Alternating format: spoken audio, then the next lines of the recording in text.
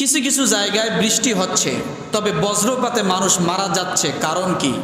কথা ঠিক কিনা? বজ্রপাতটা কি এটা আগে জানি। বজ্রপাতে মানুষ মারা যায় না? বাংলাদেশে একদিনে 57 জন মানুষ মারা গিয়েছে কয়েক বছর আগে, একদিনে। এভারেজে প্রতি বছর প্রায় 2000 মানুষের মতো বজ্রপাতে মারা যায়। রব্বুল আলামিন বলেন, বজ্রপাত যখন বিজলি চমকায়, এটা হলো ফেরেশতার হাসি, বিজলির হাসি, সুবহানাল্লাহ বলেন। আর যখন জোরে হুঙ্কার দেয়, তখন আল্লাহর সঙ্গে বজ্রপাত কথা বলে। কার সঙ্গে কথা বলে? চমকাইলে সেটা কি? জোরে যখন হুঙ্কার দেয় কি কি বলে? আমার কথা কোরআন থেকে শুনবেন, আল্লাহর কথা, সূরা রাদ আয়াত নাম্বার 13। কত?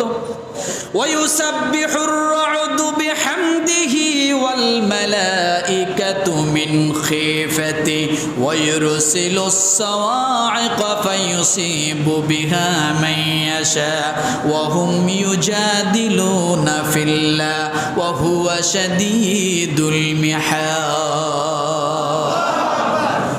বজ্র তারই তাসবিহ পাঠ করে। কার তাসবিহ পাঠ করে? বজ্র কার তাসবিহ পাঠ করে? হামদ জ্ঞাপন করে, আল্লাহর প্রশংসা করে, এবং তার ভয়ে ফেরেশতাগণ তাসবিহরত রয়েছে।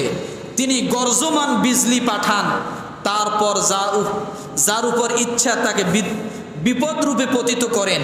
আর যাদের, অর্থাৎ কাফেরদের অবস্থা এই যে তারা আল্লাহ সম্বন্ধে তর্ক বিতর্ক করেছে, অথচ তার শক্তি অতি প্রচণ্ড। আমার ভাইয়ের এখানে একটা কথা বলি, সূরা রদ আয়াত নাম্বার কত? এই আয়াতের তাফসিরগুলো যদি আপনি পড়েন, বজ্রপাত কাদের উপরে পড়ে আপনারা একটু দেখতে পারবেন। আমি মুখ দিয়ে বলবো না, তবে সকলের জন্য নয়, কারণ এই আয়াতটা নাজিলের কারণ প্রেক্ষাপটগুলো আমি যখন পড়েছি তখন দেখেছি হাদিসগুলো এসেছে যে বজ্রপাত আল্লাহ গজব হিসেবে দুনিয়ার মধ্যে নাজিল করেছিলেন। কি হিসেবে?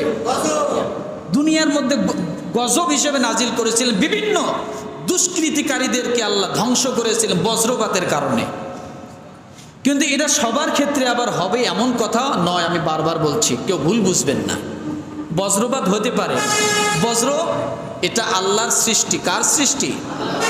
কেতাবের মধ্যে আসছে এটা একটা ফেরেশতা, যখন হুঙ্কার দেয় তখন আল্লাহর সঙ্গে কথা বলে, যখন বিজলি চমকায় তখন হাসে, মুস্কি, তখন সে হাসি দেয়।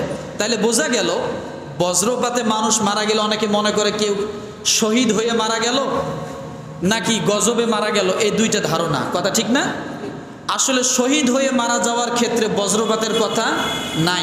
7 ব্যক্তি শহীদি মর্যাদা পাবে, তার মধ্যে বজ্রপাতে মৃত্যুবরণ করা ব্যক্তির কথা নাই। তার মানে বোঝা গেল এটা ভালোর দিক থেকে একটু খারাপের দিকেই বেশি আসে।